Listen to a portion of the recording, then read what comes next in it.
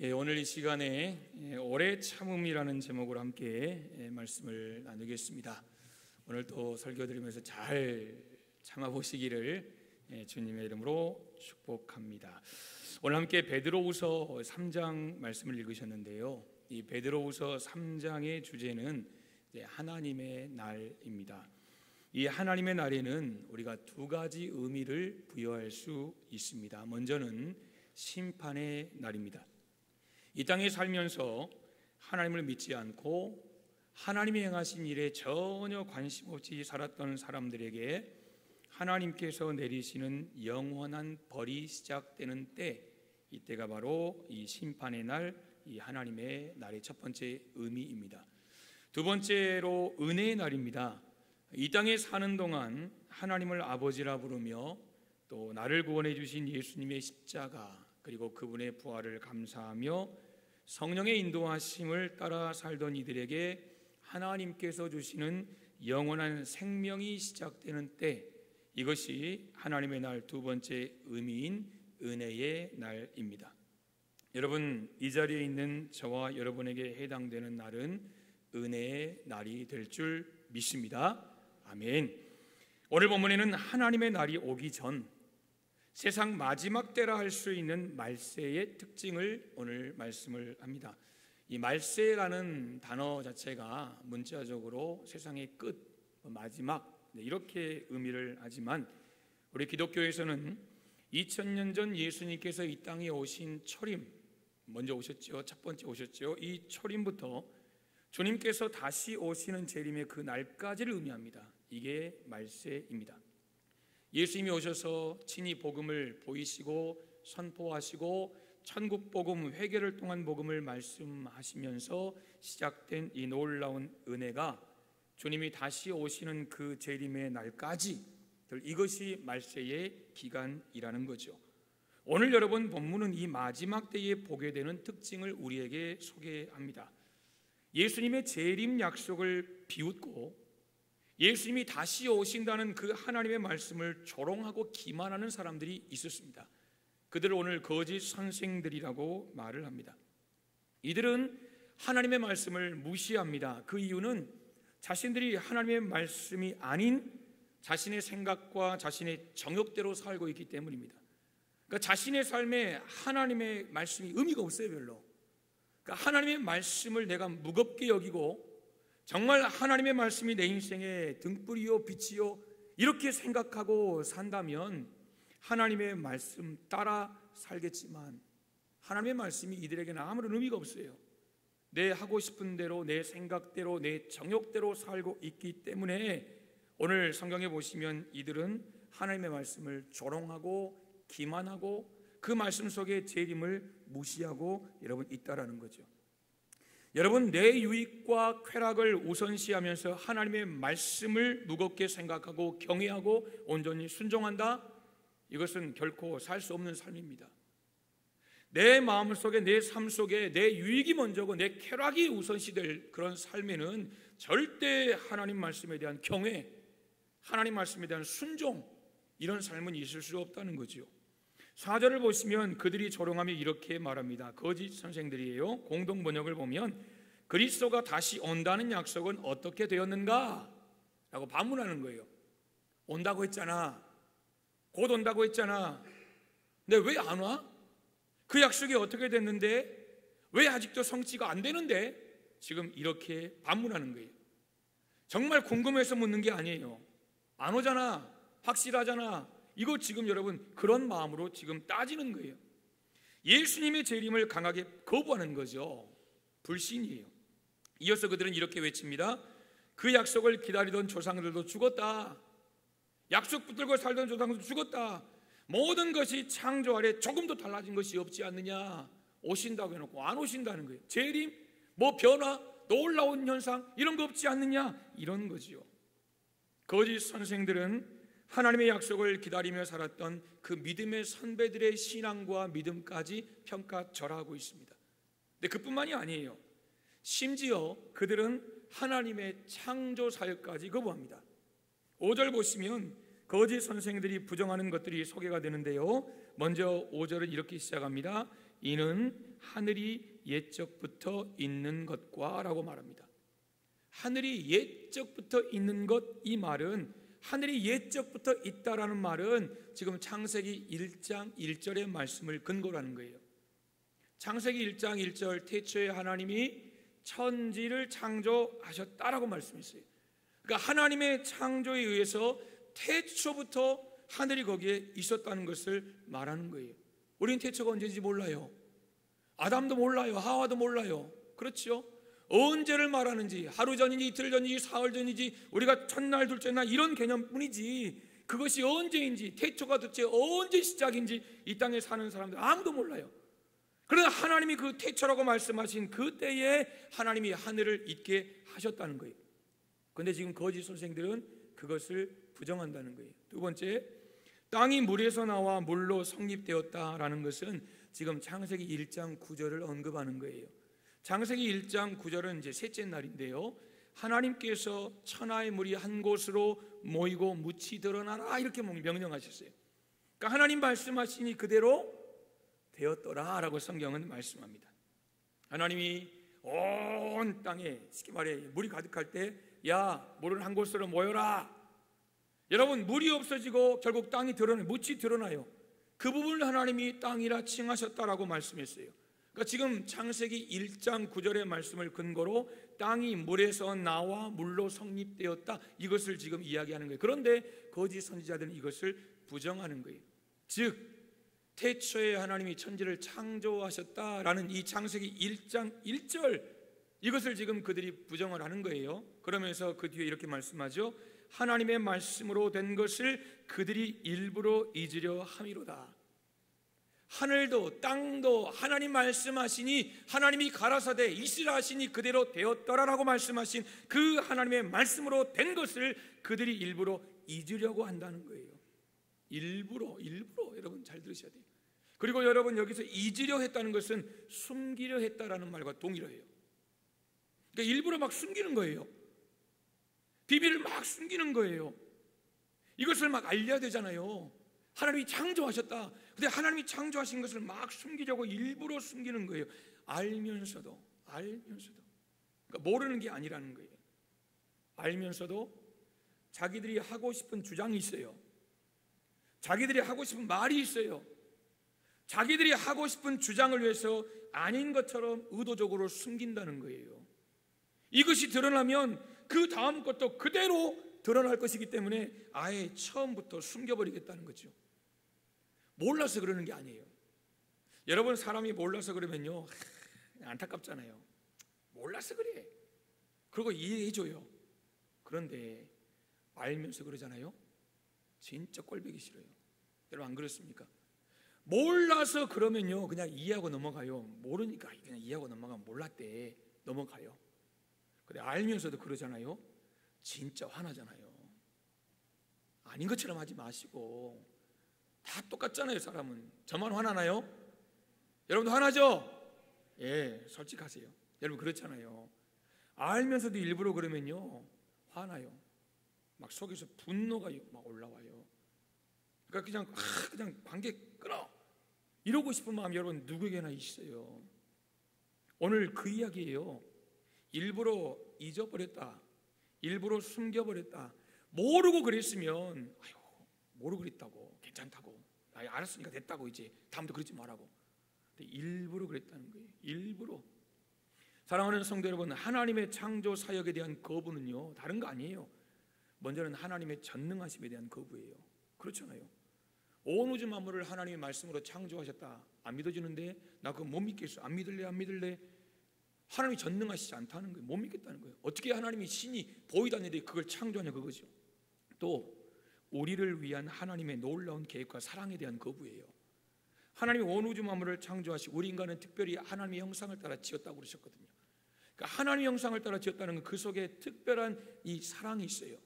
세상의 많은 것 가운데 마치 편애하듯이, 우리 인간만 편애하듯이 그런 하나님의 우리를 향한 놀라운 사랑, 놀라운 계획이 그 속에 담겨 있는 거예요. 근데 하나님의 창조를 모른다, 거부한다, 안 들려, 이것은요, 하나님의 전능하심에 대한 거부고 우리를 향한 놀라운 하나님의 계획과 사랑에 대한 거부예요. 여러분, 이 자리에 계신 우리 모든 성도님들은 천지창조를 믿으시는 줄 믿습니다. 창세기 1장과 2장에 소개되는 하나님의 창조 사역을 믿을 수 있다. 이게 얼마나 큰 은혜입니까? 얼마나 큰 은혜예요. 이게 믿어지면 예수님 믿는 것도 당연한 거 아니에요? 그 온 우주 만물을 창조하신 하나님 믿어지는데, 하나님이 예수님 보내서 이 땅에 우리를 위해 십자가를 지게 하시고, 이게 왜 안 믿어지겠냐고요. 그러니까 창세기 1장에서 못 믿는 거예요. 차라리 창조론보다는 진화론이 나은 것 같아, 이렇게 생각하는 거예요, 사람들이. 그러니까 창조론보다는 진화론 쪽으로 이렇게 올라가는 거 아니겠어요? 성경은 말합니다. 하나님이 말씀하시니 그대로 되니라. 이게 성경이에요. 하나님 말씀하시니 그대로 되니라. 처음 성경을 시작하면서 하나님 그렇게 말씀하셨다는 거예요. 하나님이 말씀하시니 그대로 되었다는. 예수님도 마찬가지예요. 예수님이 가라사대 그러면 그대로 됐어요. 할렐루야. 그대로 되더라는 거예요. 이게 하나님의 위대하심이에요. 이게 하나님의 말씀의 능력이에요. 성경에서 말씀으로 창조하셨다는 것은 무로부터 유를 창조하는 거예요. 유에서 유를 만들어내는 것은 가능해요. 저와 여러분도 가능하잖아요. 뭐 있으니까 이것 가지고 재료를 해가지고 이것 가지고 자재로 만들 수 있다는 거죠. 얼마든지 가능해요. 그러나 무에서 유를 창조하는 것은 이건 전능하신 분이 아니면 결코 할 수 없는 불가능한 일이라는 거예요. 그런데 오늘 본문의 거짓 선생들은 하나님의 말씀이 아닌 자기의 정욕대로 살아요. 내 마음대로 따라 살면서 하나님의 창조를 일부러 숨겨요. 그리고 하나님의 권능을 부정해요. 그러면서 살아있는 하나님의 말씀을 조롱하는 거예요. 그러면서 어디까지 나가냐면 결국 이것을 부정하고 싶은 거예요. 권능으로 다시 오실 그리스도의 재림도 불가능하다. 권능으로 가신 대로 다시 오실 그 예수 그리스도의 재림도 불가능하다. 이걸 지금 이야기하고 싶은 거예요. 거짓말하며 마치 우리가 살고 있는 이 세상이 이대로 영원하다, 이대로 쭉 간다, 결국 기후가 좀 변하고 해가 갈수록 조금 더워져도 세상이 조금 더 악해지는 것 같아도 그래도 이 세상은 영원하다. 지금 그들이 그렇게 여러분 이렇게 떠들어대는 거예요. 전능하신 하나님이 한 영혼 한 영혼을 참으로 아름답게 자신의 형상을 따라 창조하신 하나님이 이렇게 자신을 대적하고 말씀을 부정하는 이 거짓 선지자들, 거짓 스승들을, 거짓 선생들을 보실 때 얼마나 화가 나겠어요? 여러분 또 얼마나 불쌍하겠어요? 얼마나 마음이 아프셨겠어요? 그런데 사랑하는 성도 여러분, 우리도 마찬가지예요. 나의 유익과 쾌락을 우리가 우선시할 때 우리 하나님 말씀을 가볍게 여길 수 있어요. 하나님 말씀 가볍게 여길 수 있어요. 하나님 말씀과 내 삶이 딱 쪼개져 있어요. 말씀은 말씀이고 내 삶은 내 삶이고 가볍게 여기는 거예요. 이런 삶이 가볍게 여기는 거예요. 하나님 내가 힘들어요. 그렇지만 말씀대로 살아볼게요. 이게 여러분 하나님 말씀을 정말 무겁게 여기는 거예요. 무겁게 여기는 거예요. 중요하게 여기는 거예요. 사랑하는 여러분, 하나님의 말씀을 가볍게 여기고 대적하는 자가 얼마든지 우리도 될 수 있다는 것을 기억하셔야 돼요. 그래서 우리는 늘 하나님 말씀 앞에 겸손해야 돼요. 하나님 말씀하세요. 말씀하세요. 제가 들을게요. 그렇게 살아보려고 노력해 볼게요. 말씀을 무겁게 받아들일 줄 아는 삶이 되어야 한다는 거죠. 이렇게 예수님의 재림과 하나님의 심판을 부정하는 거짓 선생들에게 심판은 반드시 있다. 이것을 증명하기 위해서 베드로 사도는 노아의 홍수 심판을 예로 제시합니다. 이게 6절이에요. 이로 말미암아 그때의 세상은 물이 넘침으로 멸망하였다라고 말합니다. 노아의 홍수 심판을 예로 들어서 하나님의 심판이 반드시 있다. 봐라, 홍수 있었잖냐. 사람들이 그렇게 아니라고 했어도 하나님 비 내리지 않으셨냐. 홍수로 쓸지 않으셨냐. 그것처럼 분명히 있다라고 이야기하는 거예요. 그런데 노아의 시대의 심판과 마지막 심판에는 차이가 있습니다. 차이가 있어요. 노아 시대는요, 땅만이 심판의 대상이었어요. 땅만. 그러니까 위에서 쏟아지고 터졌잖아요. 그러니까 땅에 있는 것들이 다 죽었거든요. 그러나 마지막 심판은 땅은 물론 하늘까지도 심판을 받아 사라지는 거예요. 그 성경의 요한계시록에 새 하늘과 새 땅이 놀랍게 이루어지죠. 그리고 노아의 시대는 물 심판이었어요. 물이 내렸잖아요. 그러나 마지막 심판은 불로 심판을 받게 되는 거예요. 그러면서 7절에서 세상이 이제까지 변하지 않은 것은 심판을 위해 보존시킨 것이다 라고 표현하는 거예요. 그러니까 얼마든지 하나님께서 심판을 내릴 수 있었지만, 그러나 하나님이 계속해서 보존하신 것은 그 마지막 심판을 하나님이 기다리고 계신다는 거예요. 이것을 위해서 하나님이 지금 기다리신다는 거죠. 그러나 노아의 홍수 심판 때나 마지막 심판 때나 공통점이 하나 있습니다. 말씀드린 이런 차이점들이 있지만 공통점이 하나 있는데, 그게 뭐냐면 하나님께서 기다려 주신다는 거예요. 하나님께서 오래 참아 주신다는 거예요. 우리가 창세기로 돌아가서 창세기 보면 하나님은 노아가 방주를 짓는 동안 기다려 주셨거든요. 방주를 지어라 라고 말할 때 사람들이 얼마나 왔다 갔다 했을까요? 야, 뭐하냐?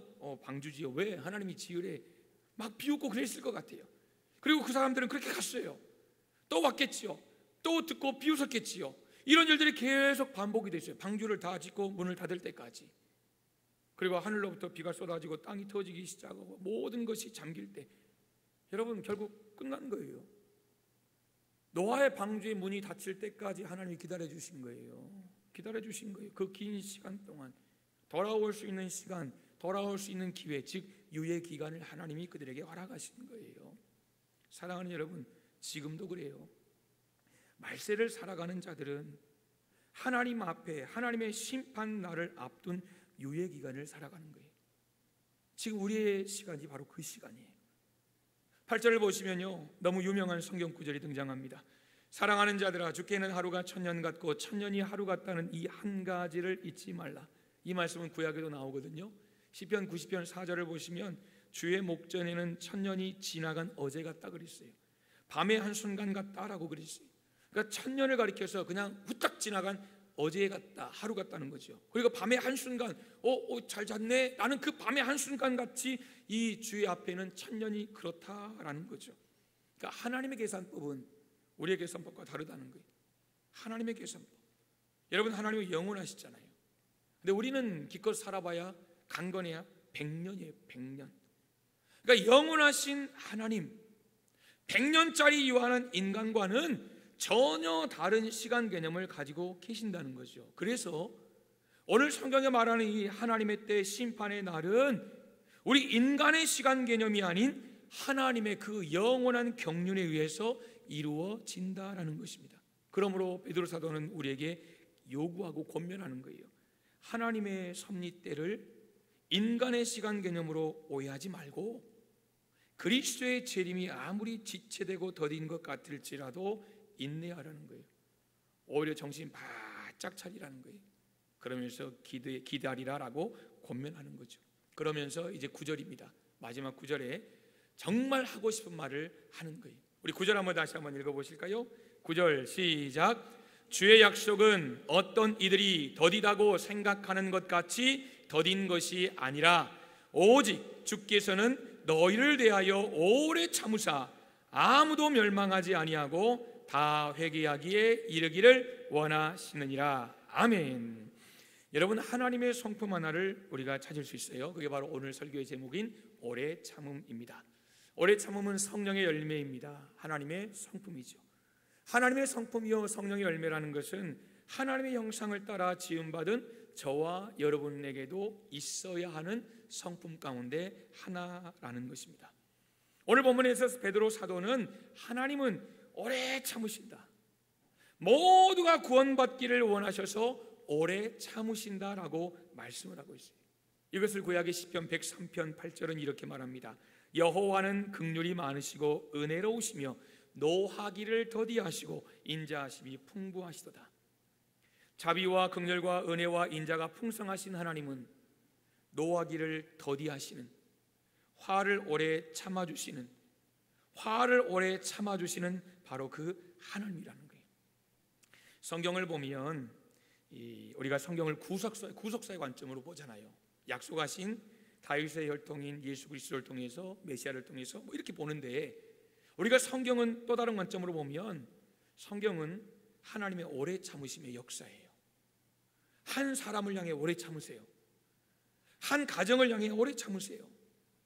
한 민족을 향해 정말 오래 참으세요.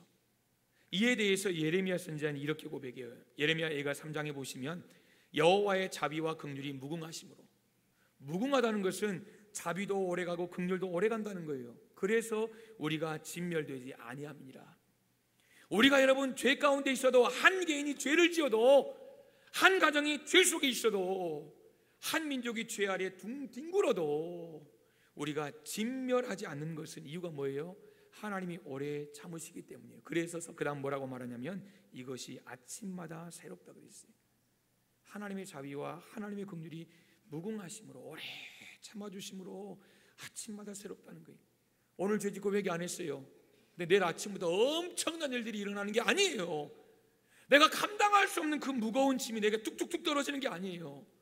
하나님의 자비와 긍휼이 무궁하셔서 내가 비록 여전히 죄 속에 살아도 우리가 진멸되지 않아요. 오히려 하나님이 그 다음날 아침에 내게 인자함으로 다시 매일매일 아침을 새롭게 하셔서 와, 하나님의 은혜를 다시 바라보고 하나님 앞에 다시 나가도록, 이게 성경의 고백이라는 것이요. 여러분, 성경은 하나님의 오래 참아주심의 역사와 기록이에요. 베드로후서 3장 15절 보세요. 베드로후서 3장 15절 읽진 않았는데요, 우리 한번 읽겠습니다. 베드로후서 3장 15절 시작. 또 우리 주의 오래 참으심이 구원이 될 줄로 여기라. 아멘. 아멘. 여러분, 지금 보시면 예수님에 대해서 우리에게 소개하는 거예요. 하나님의 아들이신 예수님에 대해서 우리 주의 오래 참으심이 구원이 된 줄로 여기라 라고 말씀했어요. 예수님의 오래 참으심. 여러분, 예수님이 누구십니까? 우리가 예수님은 누구신가? 라고 우리가 질문할 때 제일 먼저 떠오르는 찬송은 96장입니다. 제목이 그렇잖아요. 예수님은 누구신가? 이 곡은 프레데릭 밀러라는 이 선교사님이 쓴 거예요. 남자분인데 한국 이름이 민로아 선교사님이에요. 이분이 작사한 곡이에요. 이 찬송에는 예수님의 속성을 20가지나 기록해요. 예수님은 누구신가? 라고 물어요. 예수님은 누구신가? 질문을 툭 던지고 예수님은 이런 분 20가지를 쫙 간단하게 정리를 하고 있어요. 여러분, 누군가 야, 예수님 누구대? 라고 물으면 여러분 목을 가다듬고 찬송가 96장을 예수님은 누구신가를 쫙 불러주면 돼요. 그 속에 다 있어요. 예수님 우리 삶에 어떤 분인가 다 있어요. 그 가운데 4절을 보시면 예수님은 누구신가? 온 교회의 머리와 온 세상의 구주시며 모든 왕의 왕이요 심판하실 주님 되고 우리 영광 되시네. 아멘. 여러분, 예수님은 어떤 분이신가? 단순히 우리가 힘들 때 위로해 주시고 우리가 상처받을 때 싸매 주시는 그런 분만이 아니라 신학적인 주제 아닙니까? 온 교회의 머리라는 거예요. 교회 주인이라는 거예요. 그러니까 예수님의 말씀대로 그분의 생각대로 명령대로 움직이는 게 교회예요. 저와 여러분이 그렇잖아요. 우리 인생의 주인 예수님 아니에요? 그리고 두 번째, 온 세상의 구주세요. 온 세상은 예수님을 통해서만이 하나님 나라에 갈 수 있는 거죠. 세 번째, 왕 중에 왕이세요. 이 땅에 왕이 얼마나 많아요? 그런데 그 모든 왕 중에 모든 권력의 최고는 예수님이세요. 그리고 네 번째, 심판하실 주님. 다시 오실 때는 심판주로 오시는 거 아니겠습니까? 여러분, 우리가 찬송가 96장 예수님이 누구신가를 부르면서 예수님의 위대하심을 우리가 보게 되는 거죠. 여러분, 이 위대하신 예수님께서 저와 여러분을 위해 행하신 일들이 많아요. 그 가운데 가장 아름답고 가장 귀하고 가장 감사한 일은 온 세상의 구주가 되시려고 우리를 대신해서 십자가의 고통을 참으시고 우리를 구원해 주신 일입니다. 이런 예수님의 모습에 대해서 사도 바울은 디모데전서에 이렇게 고백합니다. 그리스도 예수께서 죄인을 구원하시려고 세상에 임하셨다 하였도다. 죄인 중에 내가 괴순이라. 그러나 내가 긍휼을 입은 까닭에 예수 그리스도께서 내게 먼저 일체 오래 참으심을 보이사 나를 향해 오래 참으시고 나를 위해 오래 참으심으로 후에 주를 믿어 영생 얻는 자들에게 본이 되게 하려 하십니다.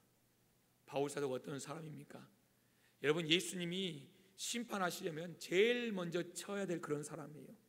얼마나 교회를 핍박했습니까? 얼마나 예수 믿는 사람을 여러분 죽이려고 앞장섰다는 사람. 여러분, 자다가도 예수 믿는 사람이 있다라면 막 뛰어나갔던 사람이 죽이려고, 이게 이 바울 사도예요. 근데 예수님이 찾아오셨잖아요. 찾아오셔서 바울아 바울아 사울아 사울아 왜 나를 핍박하느냐. 그리고 기회를 주셨거든요. 이 고백이요. 예수 그리스도께서 내게 먼저 일체 오래 참으심을 보이사 참아주셨다는 거예요. 예수님이 심판받고 그거 고백하잖아요. 내가 죄인 중에 괴수다. 죄인 중에 내가 1번이다. 죄인 서일 1번인 나를 참아주시고 후에 주를 믿어 영생 얻는 자들에게 야, 저 바울 봐봐, 저거 저 사람 원래 저랬어요, 이 사람이 이랬는데 이렇게 됐다. 예수님 참아주시고 예수님의 은혜로 구원을 받아서 본이 되게 하려 하심이라고 말씀하는 거예요. 예수님의 오래 참아주심. 만일 주님의 오래 참으심이 없었으면 우리 다 진작 멸망했어요. 여러분, 오늘 베드로서 3장 9절 다시 보세요. 주의 약속은 어떤 이에 더디다고 생각하는 것 같이 더딘 것이 아니라 오직 너희를 대하여 오래 참으사. 지금 하나님이 참고 계시는 거예요. 언제까지 참으실지는 아무도 몰라요. 하나님이 못 참겠다 하시는 때가 결국 예수님 오시는 때예요. 그때는 아무도 몰라요. 하나님께서 좀 속삭여주시면 좋겠어요. 저에게, 야, 성구야, 내가 언제 간다? 얼마나 좋을까요? 여러분, 그런 그럴 게 없다는 거예요. 절대 그를 아무도 멸망치 않고 다 회개하기에 이르기를 원하시기 때문에 우리를 대하여 오래 참으신다라고 말합니다. 여러분, 우리들이 저지른 죄의 양을 따지면 아마 이미 세상 종말했을 것입니다. 이미 종말했을 것입니다. 그러나 하나님은 심판을 하시려다가도 참고 계신다는 거죠. 왜요? 한 사람이라도 더 예수 믿기를 원하시기 때문이라는 거예요. 그러므로 하나님의 오래 참으심은 회개를 위한 기회, 살 수 있는 기회, 이 땅의 모든 사람들은 결국 이 기회를 붙잡아야 한다는 것입니다. 사랑하는 여러분, 오래 참음 성령의 열매예요. 하나님의 성품이에요. 다시 말해서 저와 여러분의 삶에 오래 참음이 있어야 한다는 거예요. 하나님은 저와 여러분이 오래 참아내는 그런 삶을 살아가기를 원하세요. 우리가 찬양을 하고 설교를 듣고 또 내게 은혜가 되면 아멘이라고 고백을 합니다. 아마 교인들이 가장 많이 하는, 우리 그리스도인들이 가장 많이 고백하는 단어가 아멘, 할렐루야도 있겠지만 아멘이 아닌가 싶어요. 그대로 될 줄 믿는다는 거예요. 믿는다는 거예요. 그 말은 아직 이루어지지 않았다는 거예요. 여러분, 그래서 아멘이라고 우리가 선포할 때는 그 약속이 성취될 것을 믿는다. 다시 말하면 그것이 이루어질 때까지 내가 기다리겠다는 거예요. 이게 아멘의 고백이에요. 그냥 단순히 믿습니다만이 고백이 아니라 하나님, 내가 아직 아닌데요, 아직 안 이루어진 것 같은데요, 이루어질 때까지 내가 믿어요. 믿는다는 것은 기다리겠다는 거예요. 기다릴 줄 모르는 것은 그냥 믿는 게 아니잖아요. 안 그렇습니까? 그러므로 아멘 했으면 그 약속이 성취될 때까지 인내하고 기도하고 준비하고 기다리는 것이 저와 여러분이 해야 할 일이라는 거죠. 하지만 나약한 인간인지라 오래 못 견뎌요. 얼마나 쉽게 여러분 포기하고 낭망하는지 몰라요. 그래서 히브리서 10장은 이렇게 말해요. 너희에게 인내가 필요함은 너희가 하나님의 뜻을 행한 후에 약속하신 것을 받기 위함이라. 하나님의 약속을 받기 원하십니까? 응답을 누리기 원하십니까? 성령 충만하여 오래 참음의 열매를 삶 가운데 맺어야 돼요. 끝으로 여러분, 우리의 삶의 열매로 맺히는 오래 참음에는요, 두 가지 정도의 영역이 있어요. 이 두 가지 영역을 우리는 잘 견뎌내야 돼요. 첫째는 환경이에요. 환경, 처지, 상황, 형편. 내가 지금 당하는 이 처지, 환경, 상황, 형편, 우리 이것을 잘 견뎌야 합니다. 생각해 보십시오. 우린 내 주인을 예수님이라고 고백합니다. 하나님을 아버지라고 고백합니다. 심지어 하나님은 아무것도 아끼지 아니고 독생자 예수 그리스도를 우리를 위해 이 땅에 오실 것을 허락하셨고 보내셨고 죽게 하셨어요. 그렇다면 그 하나님이 내게 허락하신 환경이라면, 그 하나님이 내게 주신 이 처지라면, 하나님이 내게 허락하신 형편이라면, 내가 지금 그 하나님 안에서 걸어가고 있는 상황이라면 우리는 견뎌야 한다는 거죠. 때로 고통을 통과하고 슬픔과 처절한 실패를 경험하고 무수한 한계와 약함을 느끼는 일이 찾아옵니다. 이건 누구에게나 찾아옵니다. 환경과 상황이 우리의 기대를 거스를 때가 참 많아요. 그래서 고백하잖아요. 하나님, 나를 사랑하신다고 믿는데 왜 내게 이런 일이 있지요? 여러분, 낙심하잖아요. 그러나 그때도 변함없이 우리는 하나님을 신뢰한다고 고백해야 합니다. 환경, 처지, 상황, 형편, 이 모든 것을 견뎌내야 하는 거예요. 두 번째, 사람입니다. 이 시대가 하는 제일 큰 거짓말은 사람을 개인이라고 생각하게 만드는 거예요. 그러니까 따로따로의 각자 도생이에요. 너는 너고 나는 나다, 이거죠. 너는 나다, 너는 너고 나는 나예요. 그대로 우리는 개인이 아니에요. 각자를 보면 개인은 맞지만 여러분, 그러나 우리는 각자 그렇게 사는 게 아니에요. 성경 분명히 말씀에 우리 몸이래요. 몸. 가정의 주인이 예수 그리스도잖아요. 예수님 주인이잖아요. 그럼 가정의 모든 구성원들은 몸이에요. 교회의 주인이 예수님이잖아요. 그러면 머리는 예수님이세요. 모든 성도들이 몸을 이루는 거예요. 하나예요. 우리는 몸으로 함께 연합되어 있는 거예요. 내 가정, 내 교회, 여러분, 이게 아니라는 거죠. 그러나 세상은 내가 저 사람한테 잘해줄 이유가 뭐가 있냐, 저 사람한테 잘해줘봐야 내가 도대체 얻을 게 뭔데, 이걸 따지게 한다는 거예요. 이해득실을 따지게 해요. 저 사람하고 맺어서 저 사람과 만나서 내가 유익을 얻는 게 뭐냐. 마치 기업인들, 재벌들, 여러분 뭐 결혼 보세요. 다 자기들끼리 맞잖아요, 수준이. 야, 이거 하면 이거 하고 뭔가 우리의 유익이 뭐가 있나. 여러분, 거기서부터 시작하는 거 아니에요? 그런 경우들이 많잖아요. 세상은요, 내가 저 사람한테 잘해줄 이유가 뭐냐, 이걸 생각하게 만드는 거예요. 그래서 저 사람이 내게 줄 게 별로 없는데 안 보이잖아요. 그럼 별로 그 관계는 중요한 관계가 아니에요. 관계 쪼개요, 뜯어요, 별 문제가 안 돼요.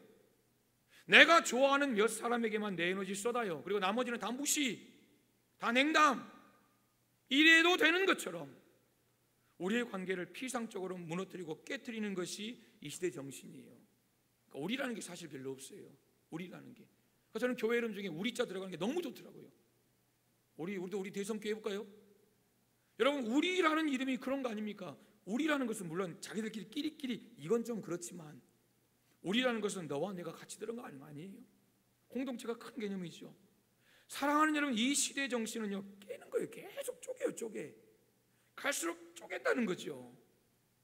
쪼개서 좋은 것도 물론 있겠지만, 관계라는 것은요, 여러분, 쪼개서 좋을 게 없어요. 내게 유익이 되면 붙고, 내게 유익이 되지 않으면 떼버리고. 사탄 짓이지요. 여러분, 깨는 것은 사탄의 짓입니다. 사랑하는 지체들의 즐거움과 아픔은 어떤 형태로도 우리에게 영향을 미치거든요. 안 그렇습니까? 가정에서 사랑하는 가족들 아프면 같이 아파요. 교회도 마찬가지예요. 그러므로 그 즐거움의 아픔을 깊이 받아내고 그의 무수한 아픔과 뾰족함이 우리에게 발산될 때에 잘 견디는 거예요. 여러분, 누군가 막 뾰족한 것을 드러내면 아프거든요. 안 아픈 사람이 어디 있어요? 다 아파요, 다 아파. 그러니까 그 아픔 때문에 결국 멀어져요. 득이 될 게 없다고 생각하는 거예요. 근데 성경은 그게 아니라는 거예요.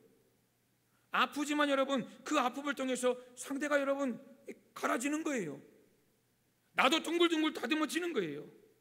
마음을 열어 사람을 사랑하고 사람을 천하보다 귀하게 여기고 사람을 사랑하는 것보다 더 가치 있는 것이 없다. 이것을 삶으로 입증하며 견뎌내고 참아내는 삶이 바로 그리스도인들의 삶이라는 것입니다. 여러분, 얼마나 아프겠습니까? 막 긁어대면. 얼마나 아프겠습니까? 막 쪼대면. 그런데 견뎌내는 거예요. 견뎌내는 거예요. 아프다고 끊어버리면 어떻게 합니까? 다 나고 좋을 수만 없지 않습니까? 참는 거예요. 오래 참아내는 거예요. 변화돼요. 변화돼요. 그가 변화되든 내가 변화되든 변화돼요, 여러분. 끊어버리는 것은 이거 절대 성경적이 아니에요, 여러분. 성경적이 아니에요. 그럼 이 자리에 누가 남겠어요? 다 각자 도생 아닙니까?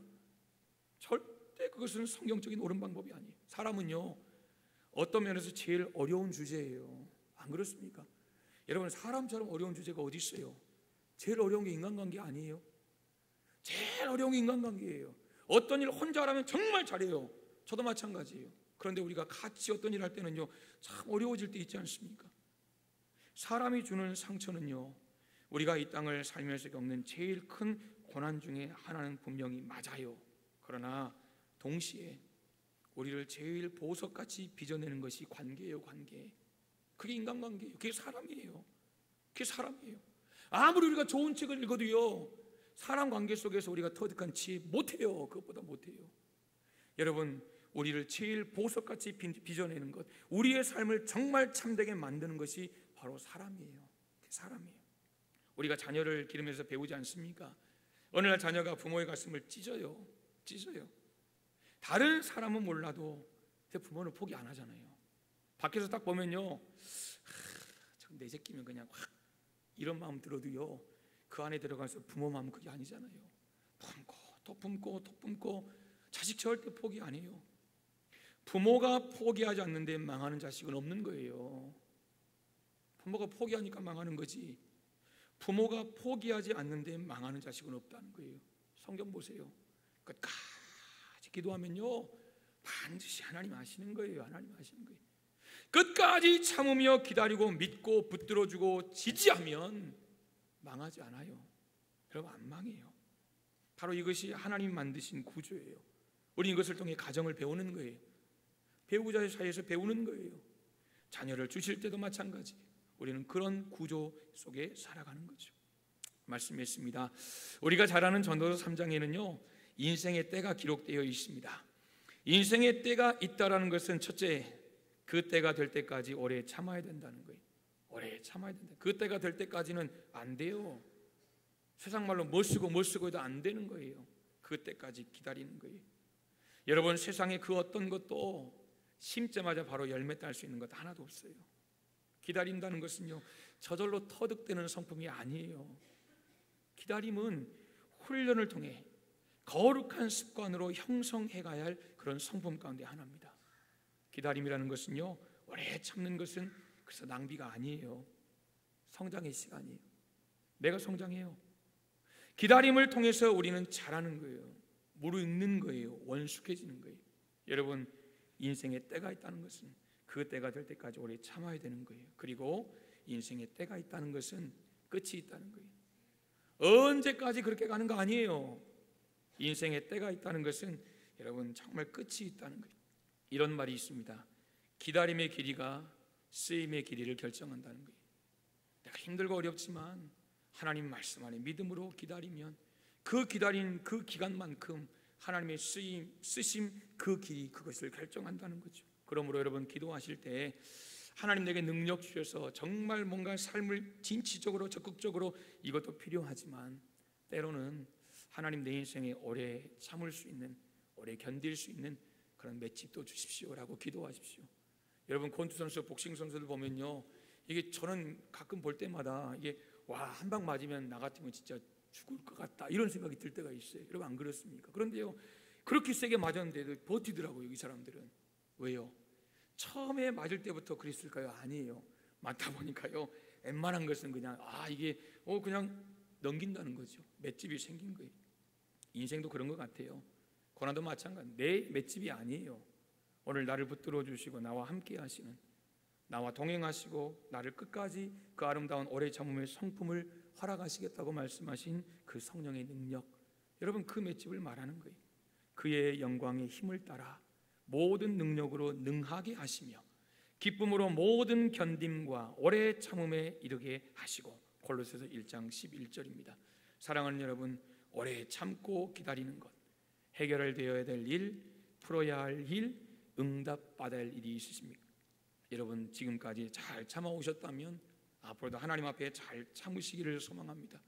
기도하시기를 소망합니다. 하나님 말씀 붙들고 하나님의 일들을 감당해 내기시기를 소망합니다. 혹시 오래 참을 수 없다면 그때마다 하나님 앞에 나와 엎드려 기도하십시오.